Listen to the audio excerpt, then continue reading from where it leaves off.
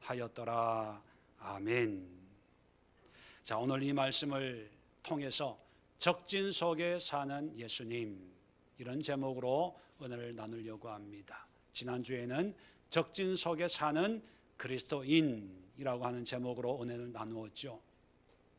오늘은 예수님은 이 땅에 오셔서 마치 적진 속을 사셨습니다. 태어나자마자 살해의 위협을 당하셨고, 공생애를 시작하면서 3년 반 동안 그의 사역은 사방이 위협과 조롱과 대적자들에게 둘러싸여 있는 적진 속에 떨어져 혈혈단신 투쟁하고 싸우는 그런 삶을 우리에게 보여주셨습니다.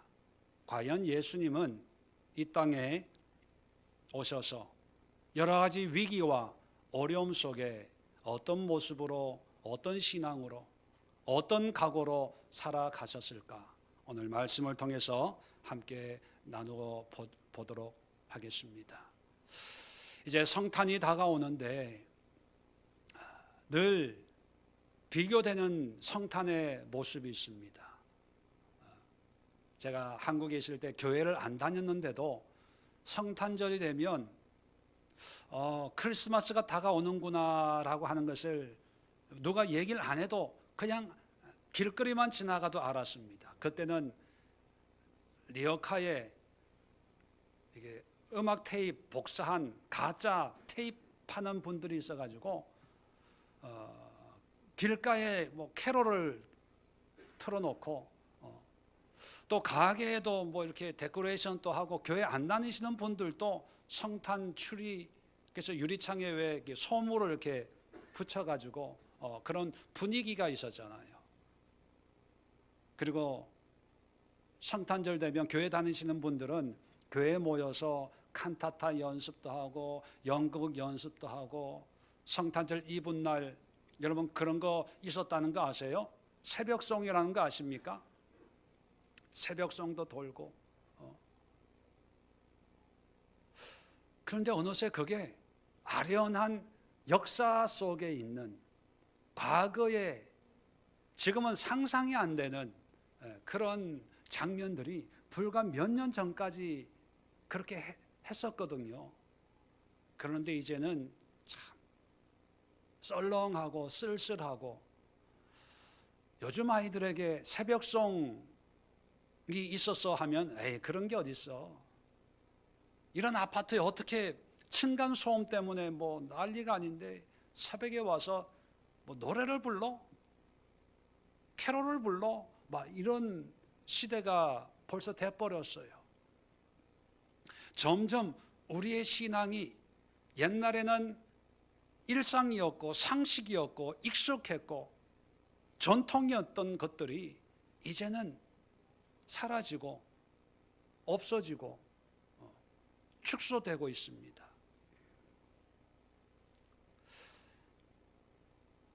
그러고 보면 우리의 신앙의 환경이나 모습은 세상 속에서 점점 위축이 되고, 또 세상의 관리를 받고 조종을 당하고, 어떤 경우에는 지배당해서 우리가 마음껏 누려왔던 신앙의 자유가 우리도 모르게 또 우리가 협조하면서 타협하고 있는 그런 상황은 아닌가 느껴지게 됩니다. 이런 상황 속에 우리는 어떤 믿음을 가져야 될까요? 옛날에는 교회, 종교인, 믿음, 신앙 하면 좀 우호적이었어요. 신앙인이구나, 나와는 다르겠구나, 바르게 사는 사람이구나 라고 했는데, 이제는 따가운 질시의 눈으로 바라봐요. 저 사람도 교인이야? 저 사람도 기독교인이야? 교회 다녀? 이것이 때로는 조롱이 되고, 때로는 비웃음이 되고, 때로는 비난의 대상이 되는 그런 상황에 우리가 믿음으로 살아내야 됩니다. 앞으로 더 이런 어려움이 더 많아지지 않을까 그런 생각을 합니다.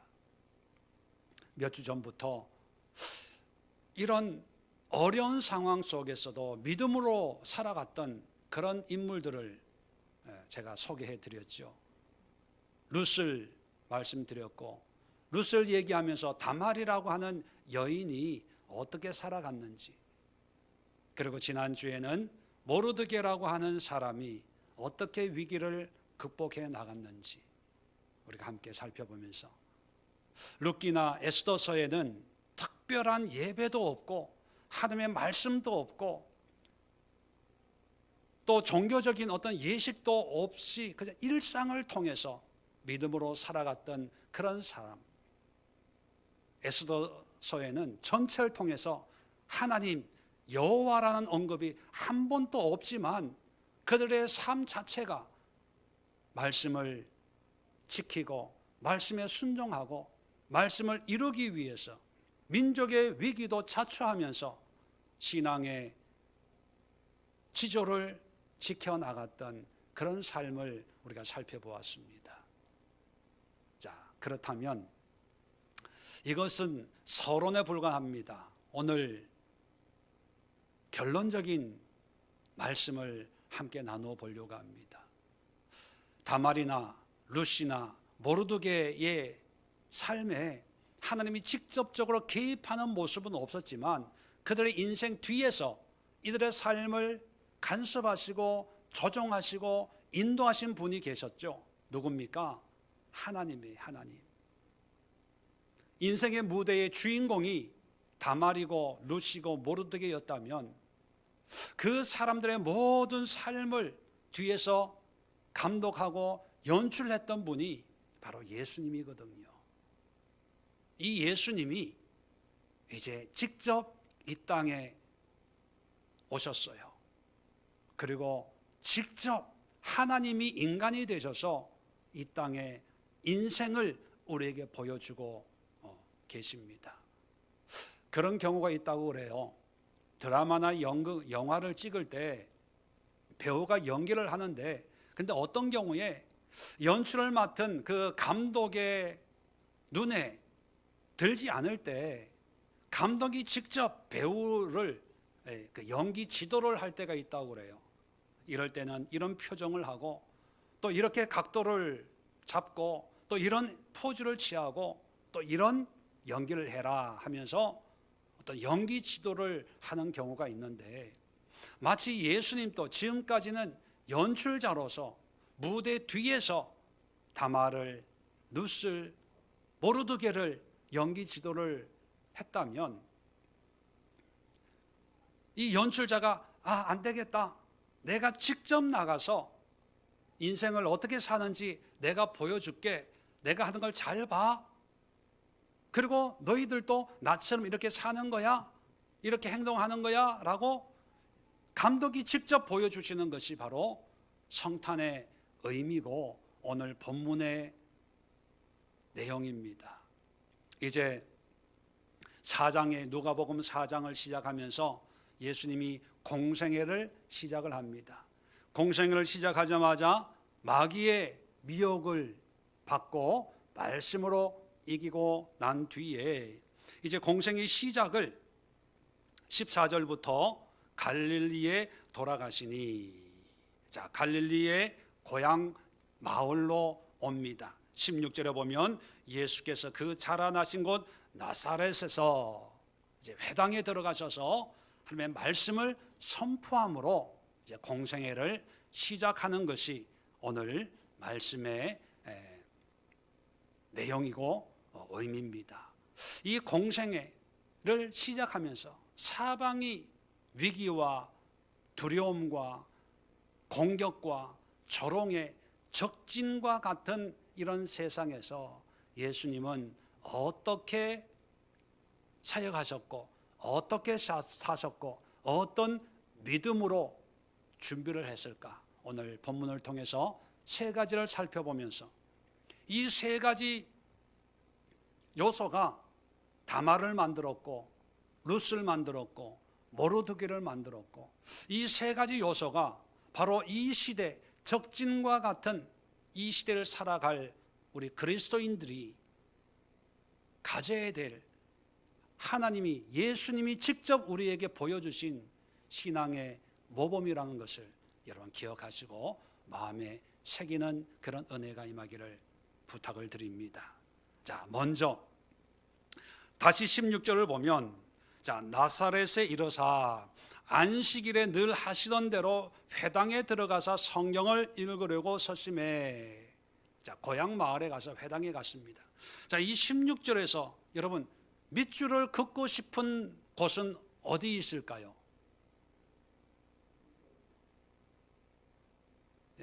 중요한 게 뭘까요? 물론 성경을 읽으시고 또 중요하지만 먼저 나온 말이 뭐냐면 늘 하시던 대로예요. 늘 하시던 대로. 성경에 예수님의 습관을 얘기하는 게 딱 두 개가 있습니다. 그 첫 번째가 뭐냐면 늘 하시던 대로 회당에 들어가서 회당에 가시는 게 예수님의 습관이시고, 두 번째는 누가복음 22장에 기도하는 거, 감람산에 가서 기도하는 거, 기도하는 걸 예수님의 습관이라고 언급하고 있습니다. 그렇다면 늘 하시던 대로라고 하는 이 의미는 지금 어쩌다가 고향 마을에 와가지고 한번 회당에 참석하는 게 아니라 공생애 하기 전에 예수님의 성장한 곳이 나사렛 아닙니까? 나사렛 예수다, 이렇게 사람들이 부르죠. 그 고향에서 사역하기 전에도 늘 회당을 다녔다는 거예요. 그런데 문제가 있습니다. 회당에 가면 유대인들이, 바리새인들이, 서기관들이 이제 말씀을 함께 나누고 또 가르치고 하는 곳이 회당 아닙니까? 그런데 예수님이 이런 바리새인들이나 서기관들이나 회당에서 가르치는 교사들이 가르치는 그런 신앙 또 믿음 말씀을 인정을 하셨을까요? 아니면 인정을 안 했을까요? 여러분 대답해 보세요. 인정을 하셨어요? 안 하셨어요? 인정을 안 했어요. 오히려 회칠한 무덤들, 독사의 자식들, 완곡하게 표현해서 독사의 자식이지만 의미적으로는요 사탄의 자식들, 그런 의미거든요. 예수님이 늘 만나면 야단치고 잘못 가르쳤다 그러고 뭐까지 얘기하냐면 너희들은 온 땅에 두루 다니면서 한 사람을 구원해 놓고 그 사람을 오히려 천국 자식이 아니라 지옥 자식을 만든다, 이렇게 말씀하셨어요. 다시 말하면 회당에서 가르치는 그 내용이 하나님의 말씀이라고 하지만 사실은 하나님이신 예수님이 들어보면 다 자기 얘기예요. 사람 얘기예요. 그러니까 이거는 믿음도 아니고 신앙도 아니고, 그래서 예수님이 공생이 시작하자마자 외친 말씀이 뭡니까? 회개해라, 회개해라. 하나님의 형벌과 징벌이 임할 것이다, 그렇게 말씀을 하셨거든요. 자, 그러면 예수님 입장에서 회당에서 가르치는 사람들의 가르침은 다 잘못된 거예요. 문제가 많은 거예요. 자, 그러면 우리 생각에는 회당에 안 가면 되잖아요. 하나님의 말씀이 아닌 그 말씀을 들으러 뭐하러 갑니까? 사꾼인데, 가짜인데, 독사의 자식들인데, 회칠한 무덤들인데, 교만한 사람들인데, 우리식으로 표현하면 이단이에요, 이단. 신학적으로, 성경적으로 다 잘못된 거예요. 자, 그러면 우리는 그런 결정을 합니다. 이 교회 안 가. 다른 교회 갈 거야. 이 교회는 잘못됐어. 설교가 잘못됐어. 신학이 잘못됐어. 목사님의 가르침이 바르지 못해. 그리고 등을 돌리고 나가요. 그것을 우리는 당연하고 지극히 정상이라고 생각을 합니다.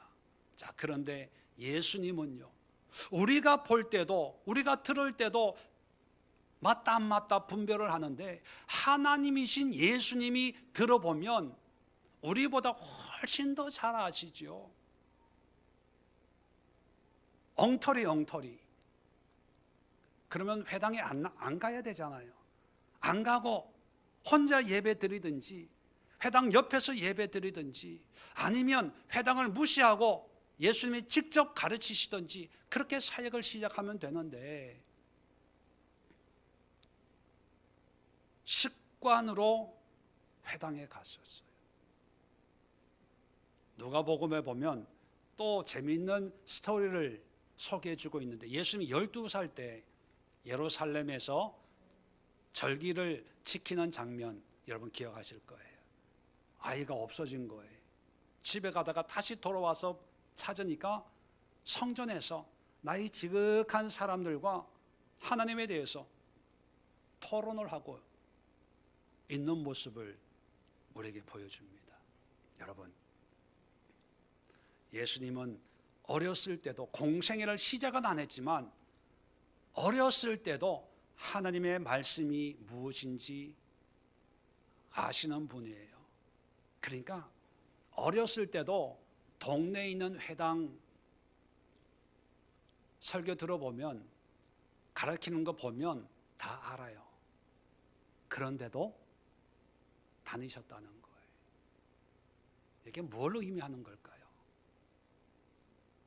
자, 이걸 이해하기에 앞서서 하나 전제로 지식적으로 좀 알 필요가 있는데, 당시에는 회당만 있는 게 아니라 예루살렘 성전도 있었어요.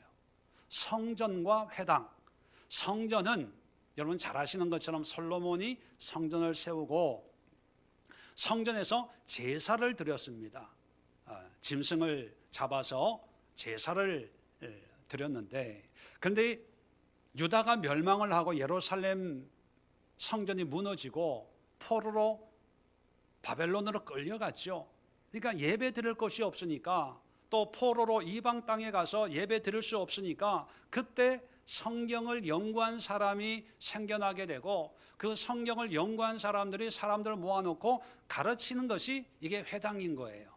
그래서 이 회당은 제사 기능이 있는 게 아니라 말씀을 가르치고 선포하고 말씀을 통해서 예배 드리는 그 기능이 회당 기능이에요.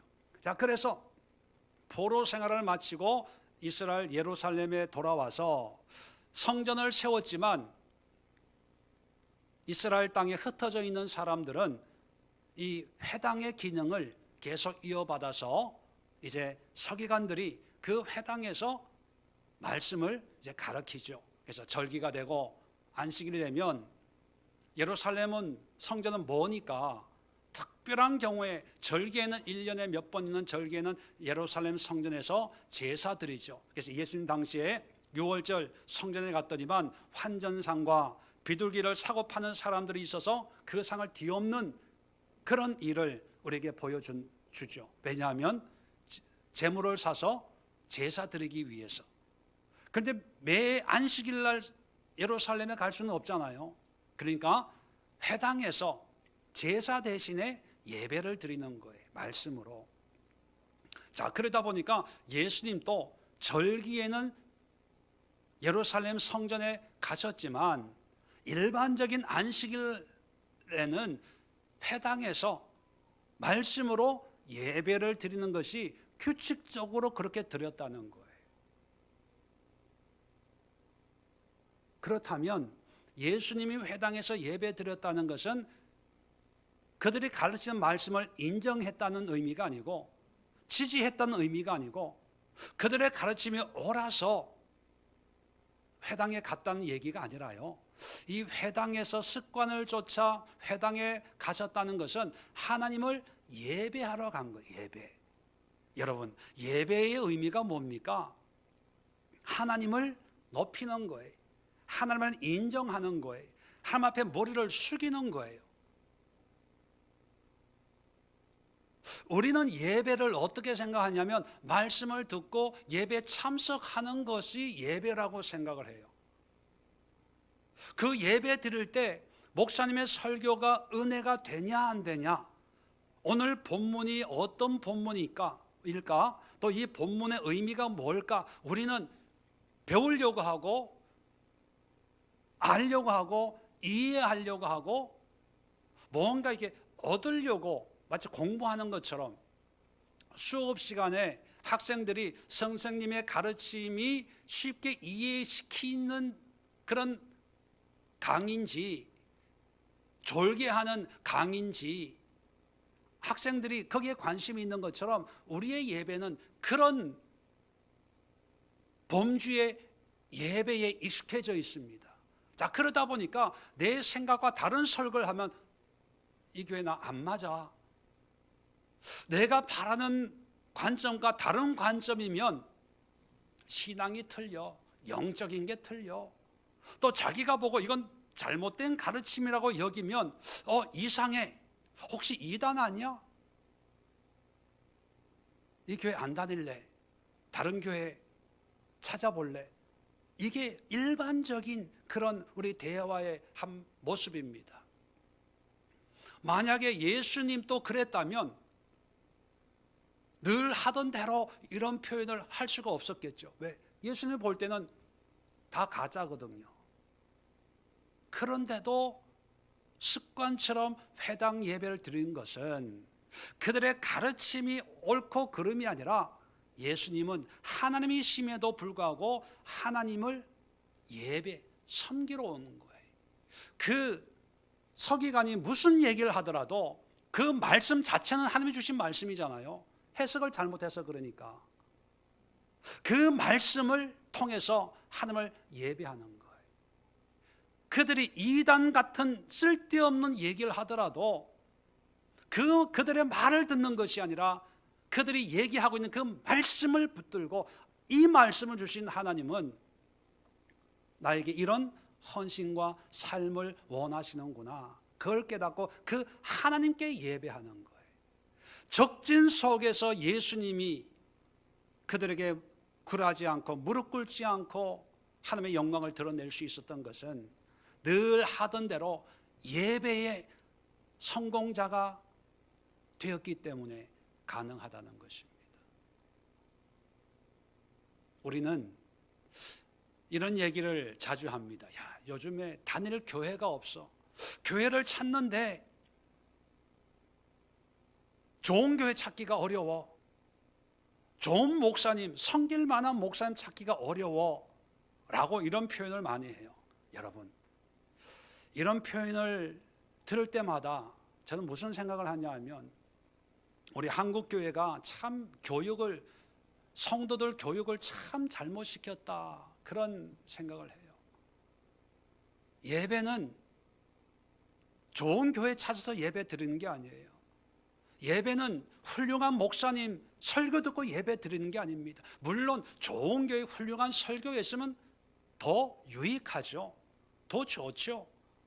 그런데 그렇지 않다고 해서 예배가 안 되는 게 아니라 예배는 교회를 통해서 비록 문제가 있고 어렵고 또 내 마음에 안 드는 그런 교회일지라도 그런 설교일지라도 그 목사님이 가지고 말씀하는 그 본문 성경 말씀을 통하여서 그 말씀을 주신 하나님을 바라보고 하나님께 내 삶과 믿음과 입술의 고백을 드리는 게 예배예요.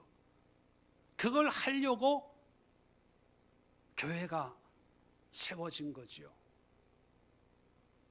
만약에 사람들의 스타일, 취향에 맞는 교회가 필요했다면 하나님 별의별 종류의 교회를 다 만들어 놓고 네가 원하는 스타일의 교회를 찾아라 했을 거예요. 근데 우리가 잘 아는 것처럼 초대교회 에클레시아는 누구든지 와서 고위 관리부터 노예까지 와가지고 하나님을 예배했습니다. 그 말씀을 전하는 사람들, 우리가 잘 아는 바울이나 사도들만 말씀을 전하는 게 아니라 정말 이름 없는 소위 말하는 평신도들, 예수님을 믿는 믿음 하나 때문에 노예가 예배를 인도할 수 있고 이방인이 예배를 인도할 수 있었지만 함께 모여서 하나님을 예배했어요. 그건 뭐냐면 그들의 가르침도 중요했겠지만 나를 구원해 주신 하나님 앞에 내가 헌신하고 수고하고 주님 앞에 내 삶을 드리는 이 드림이 예배였기 때문입니다. 하나님이신 예수님이 직접 우리에게 이런 예배자의 삶을 사역 시작하자마자 우리에게 보여줍니다. 그리고 그는 문제 많은 회당이지만 14절 15절 볼까요? 친히 그 여러 회당에서 가르치심에 갈릴리 다니면서 회당이 가르치셨고요. 31절에도 보면 가버나움에 오셔가지고 안식일에 가르쳤어요. 어디서 가르쳤을까요?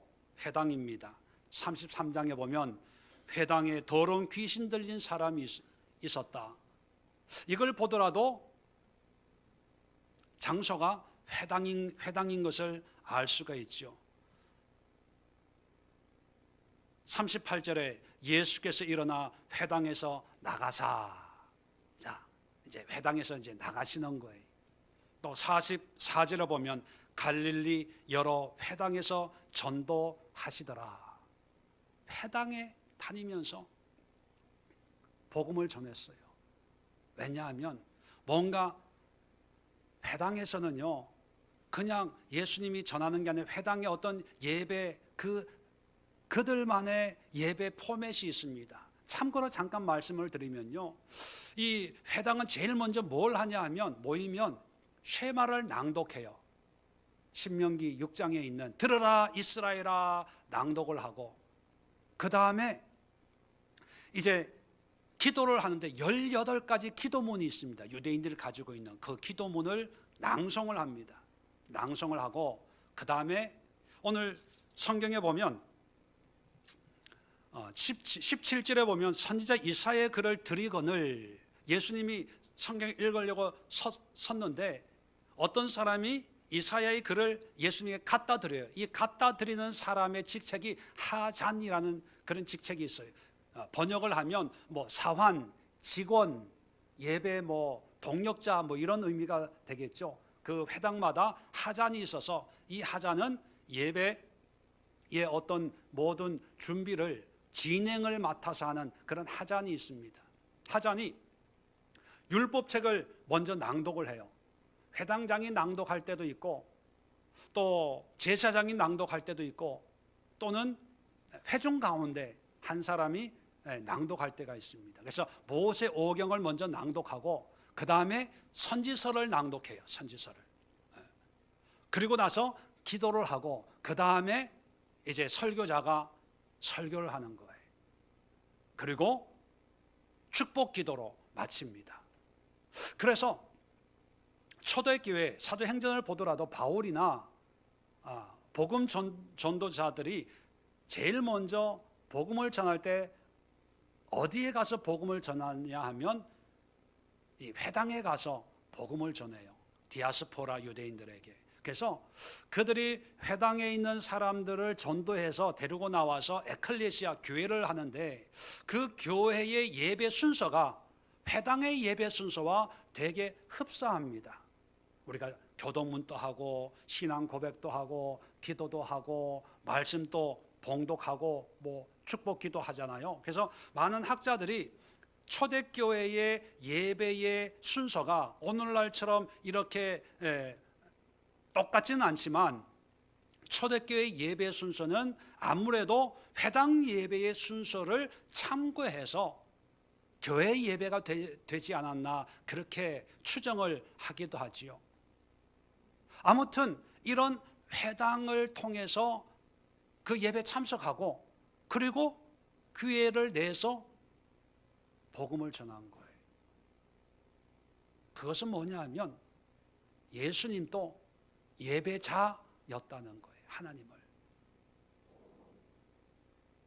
그 예배자의 삶이 적진 속에서도 낙심하지 아니하고 두려워하지 아니하고 포기하지 아니하고 꾸준하게 한 길을 갈 수 있게 만들었다는 것입니다. 여러분, 오늘날 많은 분들이 신앙적으로 어렵다, 교회적으로 어렵다 이런 얘기를 합니다. 그리고 앞으로 더 어려워질 것이다 이런 얘기를 합니다. 자, 이런 어려움, 이런 상황에서 우리가 가만히 있으면 안 될 거 아닙니까? 이런 상황을 극복하고 믿음을 지키고 신앙을 지킬 수 있는 믿음의 회복을 위해서 우리가 노력해야 될 것은 뭘까요? 예배가 회복이 되어야 됩니다. 역설적으로 어렵다, 힘들다라고 하는 이유는 예배가 무너지기 때문이에요. 보세요. 세상은 끊임없이 교회의 예배를 공격해요. 예배를. 앞으로 한번 보십시오. 예배를 공격합니다. 왜요? 마귀는 알아요. 영적인 신앙의 원동력이 예배에 있다는 거. 또 마귀는요, 예배 드리게 만들어요. 그런데 그 예배가 교회 예배가 되도록 유혹합니다. 교회. 하나님께 예배가 아니라 교회 예배. 야, 오늘 목사님의 설교의 내용은 뭘까? 오늘 성가대 찬양은 은혜가 될까 안 될까? 오늘 예배를 통해서 어떤 걸 또 보여줄까? 기대가 돼. 그리고 예배를 통해서 야, 이런 건 별로야. 이건 내 마음에 안 들었어. 오늘 목사님 설교가 이랬어 저랬어. 다 주변적인 거에 우리의 모든 관심이 섞이게 만듭니다. 하나님은 사라져요. 예배의 주체가 되신 하나님에 대해서 나의 예배가 하나님 앞에 온전히 상달되었는지 여기에는 관심이 없고, 목사님의 설교가 어땠는지, 마치 목사의 설교가 내 예배를 주관하는 것처럼 그렇게 만들어 버려요.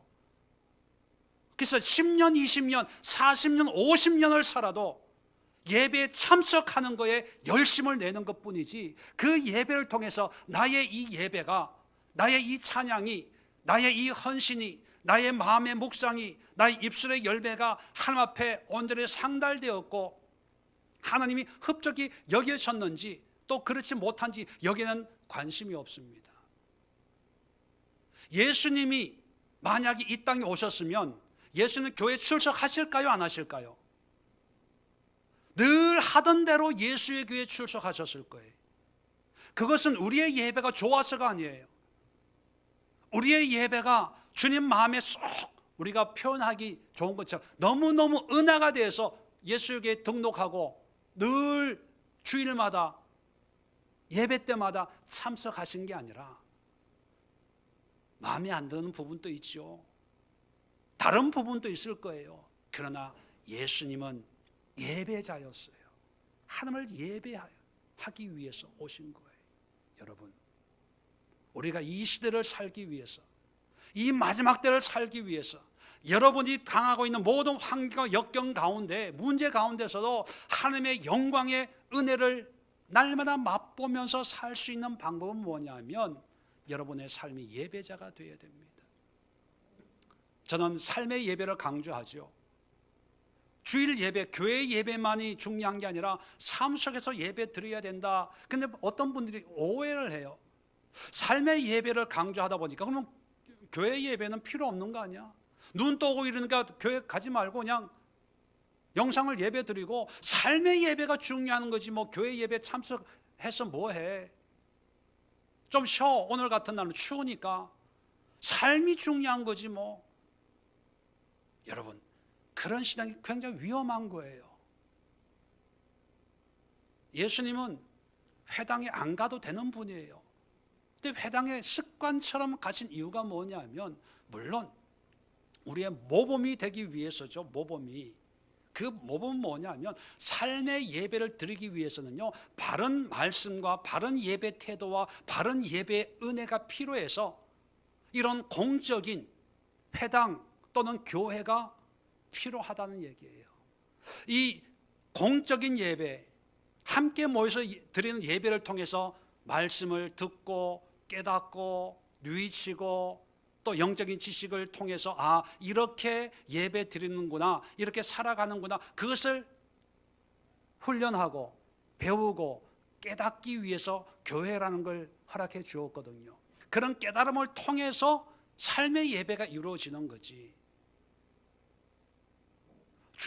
꼭 주일 교회 가야 하나님이 받으시나? 365일이 하나님이 함께 하시고 예배 드리는 거지 뭐. 나 월요일 날 기도했으니까, 화요일 날 성경 보고 잠깐 기도했으니까 뭐 그걸로 예배 드린 거지 뭐. 여러분, 이게 마지막 때 마귀가 예배를 무너뜨리는 거예요. 요한계시록 보면 이 지상에는 재앙이에요. 인재앙, 대접, 나팔재앙이 쫙 있는데 그 재앙이 있을 때마다 결정적인 순간에 보여주는 게 뭐냐면 천상의 예배예요.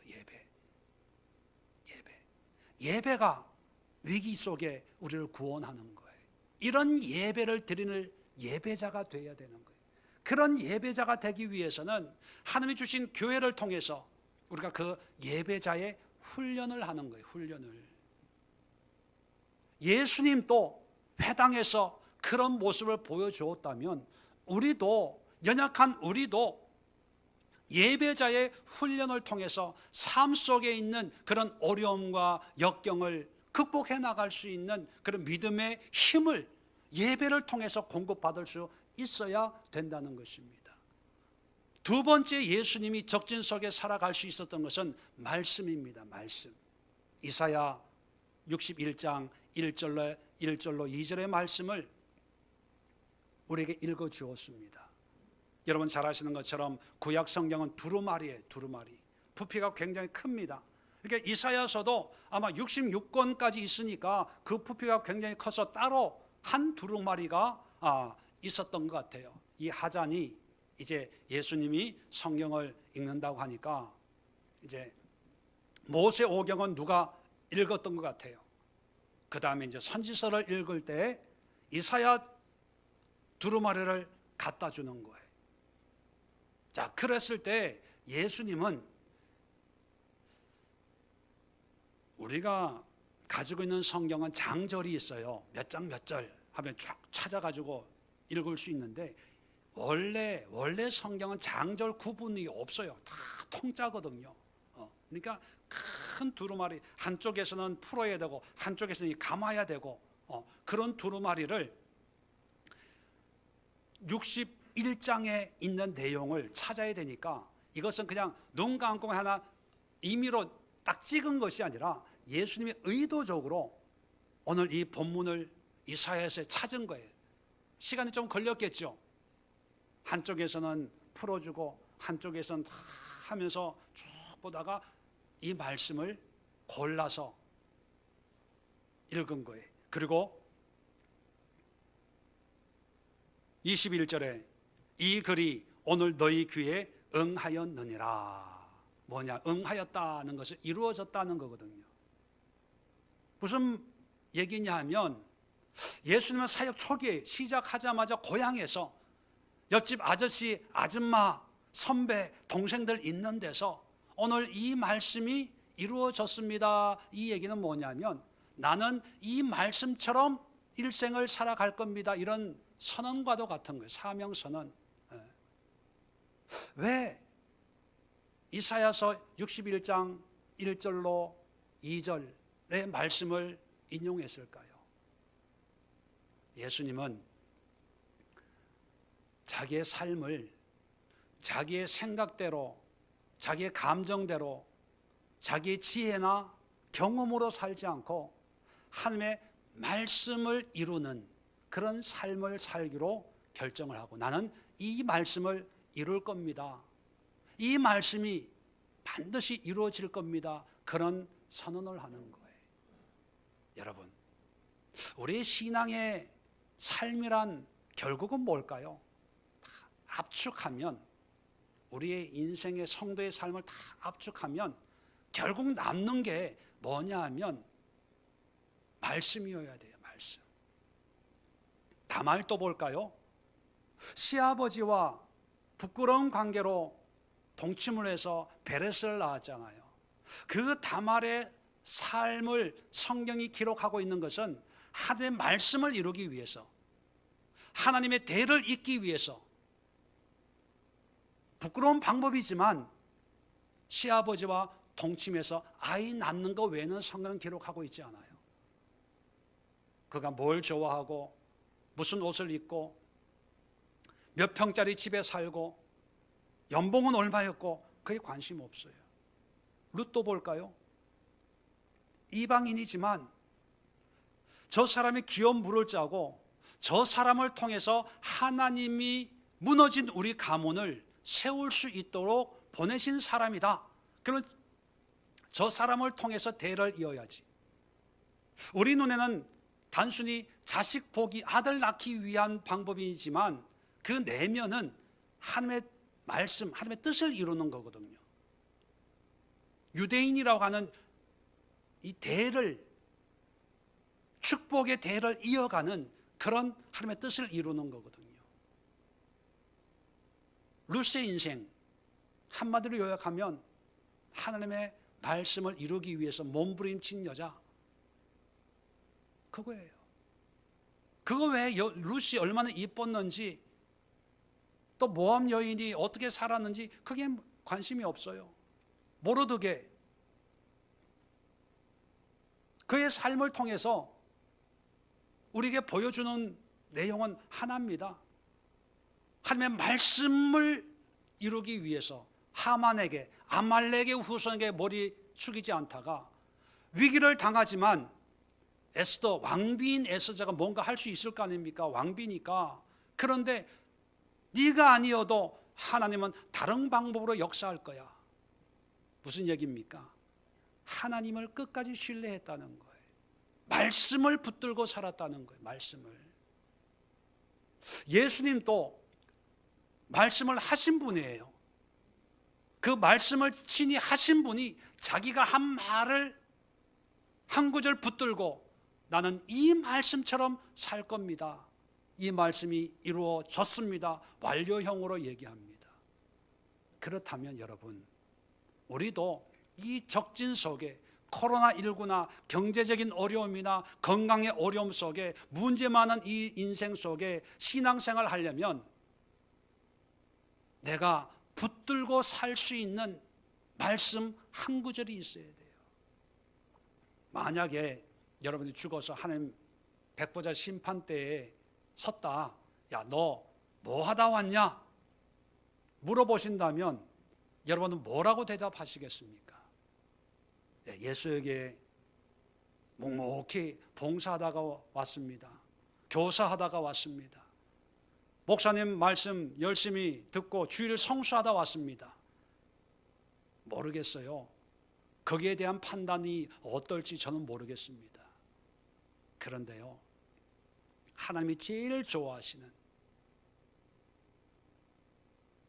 대답이 뭐냐면, 부족한 종이 어리석게 살았지만 하나님의 이 말씀, 마태복음 몇 장 몇 절, 로마서 몇 장 몇 절, 창세기 몇 장 몇 절, 이 말씀 한 구절 붙들고 이 말씀대로 살려고 애를 썼지만 여전히 부족한 삶이었습니다. 죄송합니다. 용서해 주세요. 아마 이 고백이 하나님이 제일 좋아하는 대답이 아닐까 생각을 해요. 10년, 20년, 어떤 분은 모태신앙, 어떤 분은 몇 대의 신앙을 가지고 있다고 한다면 여러분 스스로 한번 물어보세요. 내가 이 신앙을 가지고 하나님을 믿고 교회를 섬기고 이 시대에, 이 추위에, 이 눈보라에도 아랑곳하지 않고 교회에서 하나님을 예배하고 있는데 과연 내 삶을 이끌어가는, 내 삶을 지탱해주는, 내 인생을 한마디로 표현할 수 있는 성경 말씀은 나에게 있나? 여러분, 우리가 성경 공부를 해요. 성경 66권을 다 알고 이해하고 이 성경을 달달달달 외워서 성경에 대한 지식을 가지고 있어야 신앙생활 잘 하는 거라서 성경 공부하는 게 아니고요. 이 66권의 말씀, 하나님 주신 말씀 가운데 어떤 한 단어, 한 구절, 한 장의 말씀이 내 가슴을 팍 쳐서 내 삶이 변화되고 그 말씀대로 순종하고 그 말씀을 이루기 위해서 성경 공부하는 거예요. 목사가 왜 매주 예배 때마다 설교합니까? 순서 때문에 설교하는 게 아니라 오늘 이 말씀을 통해서 어떤 누군가가 이 말씀 한 구절, 이 말씀 한 자락에 인생이 바뀌어지고 일평생이 이 말씀을 이루기 위한 삶이 될 수 있도록 도전하기 위해서 설교하는 거예요. 여러분, 말씀을 붙잡으세요. 그 말씀을 이루세요. 그 말씀을 지키려고 일생을 사세요. 말씀을 붙잡으면요, 그 말씀과 상관없는 것은 사소해요. 또 그 말씀과 연관되어 있는 것은 세상이 얼마나 가소롭게 여기고 조롱, 질시절인 눈으로 보더라도 나에게는 어떤 것보다도 소중하고 무엇과도 바꿀 수 없는 귀한 거예요. 이런 그리스도인이 되어야 됩니다. 누가 물어봐도 나는 이 말씀을 이루기 위해서 나는 신앙생활을 해요. 이 말씀을 성취하기 위해서 나는 믿음생활을 합니다. 나의 나 된 것은 하나님의 은혜로 된 것인데 하나님이 주신 이 말씀이 오늘을 살게 하고 있어요. 이런 말씀을 찾으십시오. 붙잡으십시오. 신년이 시작되고 있는데 성구 영신 예배 때 그저 기분 좋게 성구 하나, 마음에 드는 성구 하나 뽑는 그런 의미가 아니라 예수님처럼 이사야 61장 1절로 2절의 말씀을 성심성의를 다해서 찾아서 그 말씀을 선포하고 나는 이렇게 살 겁니다.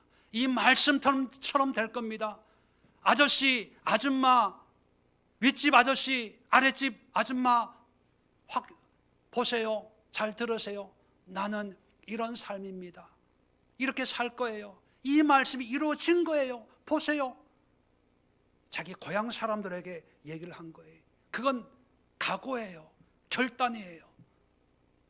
좌로도 우로도 치우치지 않고 난 이 말씀 한 구절을 이루기 위해서 그랬더니면 사람들 죽이려고 그래요. 네가 메시아. 왜? 유대인들은 알아요. 이 말씀이 어떤 의미인지. 죽이려고 해요. 고향 사람들이 옆집 형이 나를 죽이려고 하는 거예요. 그래도 아랑곳하지 않는 거예요. 묵묵하게 그 말씀을 이루었어요. 결과적으로 예수님의 삶을 보면 바로 이 말씀을 가난한 자에게 복음을, 포로된 자에게 자유를, 눈먼 자에게 다시 보게 함을, 눌린 자에게 자유롭게 함을 주기 위해서 십자가 지셨잖아요. 다말이나 루시나 모르드게 그 삶을 보면 오직 하나님의 말씀 하나 이루기 위해서 싸웠는데 성경은 그 모습만 기록하고 있어요. 우리의 모습도 마찬가지일 겁니다. 직장 어디에 다녔냐? 중요하지 않아요. 학교 어떤 대학교 졸업했냐? 중요하지 않아요. 여자분들 허리 사이즈가 얼마냐? 중요하지 않아요. 피부가 어떠냐? 중요하지 않아요. 어떤 말씀을 이루기 위해서 어떤 수고와 노력으로 너의 믿음을 지키고 살아왔냐? 이게 중요합니다. 그래서 여러분, 말씀을 찾으세요. 일생을 붙들고 실험할 수 있고 이 말씀을 이루었습니다라고 하나님 앞에 얘기할 수 있는 그 말씀을 붙들고 사시면 어떤 어려움 속에서도 흔들리지 않고 승리할 수가 있습니다. 마지막으로 예수님은 적진 속에서 사명으로 사셨습니다. 사명이라고 하는 것은 쉽게 표현하면 하나님이 명하신 심부름이에요. 사자가 불일 사자거나 사명, 목숨을 다해서 감당해야 될 어떤 일. 그래서 천사, 하늘 천자, 하나님이 부리는 존재, 천사, 대사, 특사, 사도라는 말도 부릴 사자예요. 사자. 하나님이 부리기 위해서 뭔가 일을 맡기기 위해서 세운 사람이거든요. 그 사람이 가지고 있는 게 이제 사명입니다. 예수님도 하나님이에요. 사명을 주시는 분인데 인간으로 오신 예수님이 친히 자기가 하나님의 사명을 받은 자로 선포하고 있어요. 어떤 사명입니까? 가난한 자에게 복음을. 자, 여기서 가난이라는 말을 듣고 문자적으로 경제적으로 가난한 사람들 예수 믿음 부자가 되네, 그런 의미가 아닙니다. 여기서 가난하다는 것은요, 영적으로 하나님 앞에 내어드릴 게 없는 사람이에요. 내가 너를 이렇게 구원해 줬는데 그 은혜에 합당한 너의 수고를 나한테 보여봐라 라고 하는데 내어드릴 게 없는 거예요. 우리 모두가 가난하지 않을까요? 하나님 앞에 당당하게 보여줄 수 있는 분이 있으세요? 그분은 부자예요, 부자. 근데 내어드릴 게 없는, 다시 말하면 구원받지 못한 죄인들에게 복음, 예수 그리스도를 믿는 그 믿음이 구원이다. 이 복음을 전해주기 위해서요. 또 포로된 자에게 자유를. 이 포로된 자라고 하는 것은요, 환경적으로 매여 있는 사람들, 매여 있는 사람. 환경적으로 어떤 분은 돈에 매여 있어요. 어떤 분에게는 건강에 매여 있어요. 어떤 분에게는 권세에 매여 있어요. 어떤 분은 자기 자신에 매여 있어서 다른 사람을 보지 못하는 사람, 매여 있는 것들이 여러 가지가 있잖아요. 이런 사람들에게 그게 아니야, 이 바보 멍충아, 그건 가짜야. 진리를 봐라, 진리. 내가 진리야. 나로 말미암아 참 자유를 누릴 수 있고 구원이 있어. 이 세상에 매여 있는 사람 얼마나 많습니까? 요즘에 특히 정치에 매여 가지고 목숨 거는 사람들 많이 있잖아요. 또 요즘에 돈에 이제 젊은 사람, 청년 이런 사람까지도 이제 돈에 돈독이 올라 가지고 돈 주식 얼마를 벌었네. 무슨 코인 얼마를 벌었네. 집을 사서 얼마나 올랐네. 다 이런 세상에, 이런 세상. 그런 세상에 나도 돈 벌어야지, 나도 집 사야지, 나도. 여러분, 그런다고 됩니까? 아니에요. 그런 사람들을 자유케 하기 위해서 예수님이 오셨어요. 예수 안에 있으면 모든 그런 매임으로부터 자유한 거예요. 내 안에 물질에 대한 두려움, 미래에 대한 두려움, 현실에 대한 두려움이 있다는 것은요, 내가 하나님 앞에 받은 사명이 없어서 흔들거리는 거예요. 사명이 있으면 오뚜기처럼 영향은 받죠, 우리가 연약하니까. 그런데 넘어지지 않고 사명으로 설 수가 있어요. 왜요? 예수님이 그런 사명으로 십자가를 지셨기 때문에. 좀 더 볼까요? 눈먼 자에게 다시 보게 함을. 이 눈먼 자라고 하는 것도 육신의 소경 맹인을 의미하는 것이 아니라 진리를 보여줘도 볼 수 없는 하나님이신 예수님이 나타나서 내가 하나님이다 해도 하나님인 줄 모르는 영적으로 눈먼 사람들의, 그런 사람들에게 십자가를 통해서 부활 승천하시고 예수가 하나님이신 것을 알게 해 주었다는 거예요. 마지막으로 눌린 자. 이 눌린 자는요, 조금 전에 포로된 자에게 자유를, 눌린 자를 자유롭게, 똑같은 의미인 것 같지만 포로된 자는 환경적인 매임이라면 눌린 자는 심적인 염려, 걱정, 근심, 두려움, 우울, 여러 가지 심적으로 눌려 있잖아요. 특히 코로나19 시대에 얼마나 많은 사람들이 두려움에 매여 있습니까? 이런 두려움에 있는 사람들을 자유롭게 하는 그런 사명을 가지고 난 산다, 이런 고백을 하는 거예요. 왜 이런 사명을 사역 시작하면서 선언을 할까요? 물론 예수님이기 때문에 우리와는 똑같지 않지만 예수님도 인간인지라 유혹이 많이 있겠지요.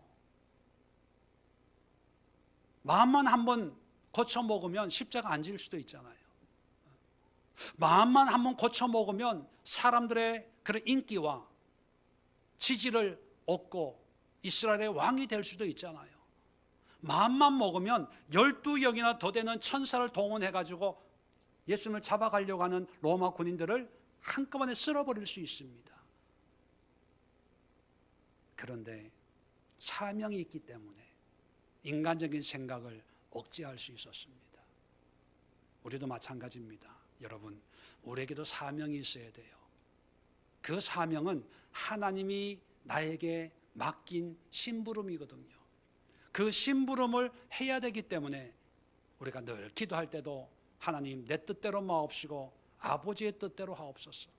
9시 기도회 때마다 우리는 우리의 필요를 구하잖아요. 그런데 그 필요를 구하세요. 그러나 항상 심부름꾼의 마음은 뭐냐면, 그러나 내 뜻대로 마옵시고 아버지의 뜻대로 응답해 주세요. 이런 마음으로 기도해야 되는 거예요. 왜냐하면 우리가 살아가는 이 세상은요, 생각보다 훨씬 더 좋아요.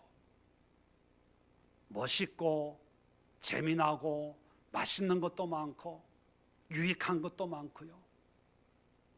우리가 생각하는 이상으로 이 세상은 너무 멋있고 아름다워요. 그러다 보니까 사명감이 없으면 조금 하다가 적당하게 타협할 수가 있어요. 왜? 너무 좋으니까. 굳이 내가 이렇게 안 해도 하나님이 기뻐하지 않을까? 이렇게 좋은 것을 하나님이 나에게 주신 게 아닐까? 나만 이렇게 사는 게 아니라 함께 어울려서 사는 걸 하나님이 원하시지 않을까? 끊임없는 유혹이 이 세상은 있기 때문에 하나님 우리에게 사명으로 살기를 원하십니다.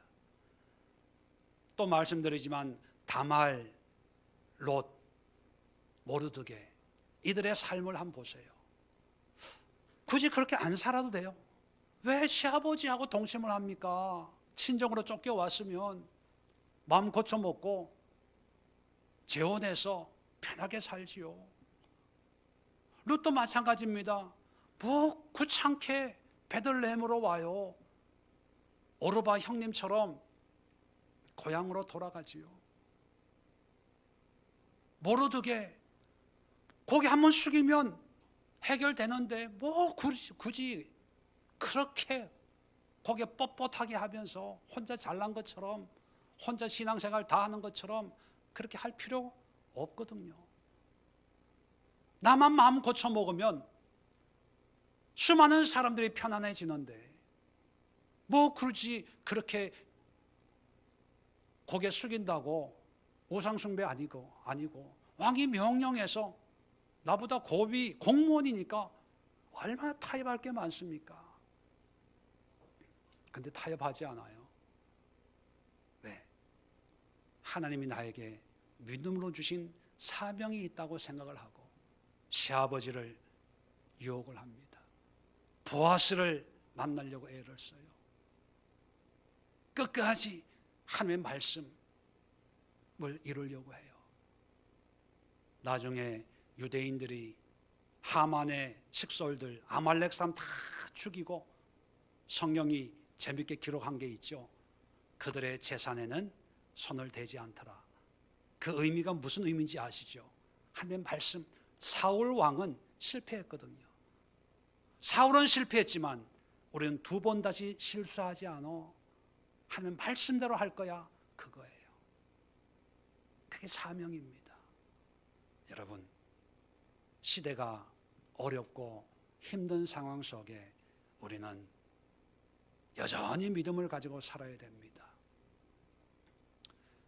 환경이 어렵다는 것은 적당하게 신앙생활하라는 메시지가 아니라 단디 신앙생활 해라, 단단히 마음 먹으라는 거죠.